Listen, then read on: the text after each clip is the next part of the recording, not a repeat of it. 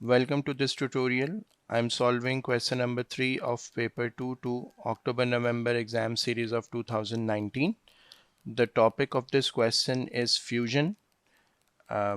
Question says solar panels are used to heat water. The energy absorbed by solar panel comes from the sun. Describe how this energy is produced inside the sun. So it is produced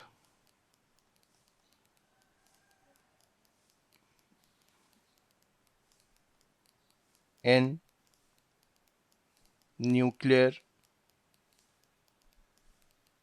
fusion reactions in which two hydrogen nuclei join together and release huge amount of energy. So this is the process which is continuously taking place on the sun. Helium is being formed and the energy released is being given off to the solar system. State how this energy is transferred to Earth. So it is mostly transferred in the form of infrared radiations. Explain why solar panels are usually black.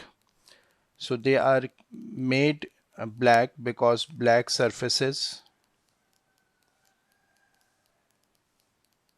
are good absorbers of heat energy,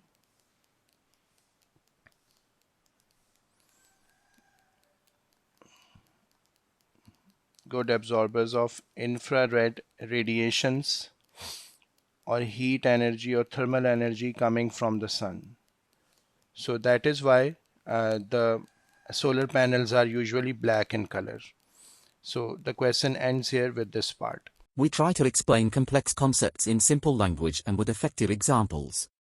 If you like the video and the way we explain the subject, consider liking this tutorial, commenting on it and subscribing to our channel and press the bell icon, so that you stay updated and get notified when we upload more videos.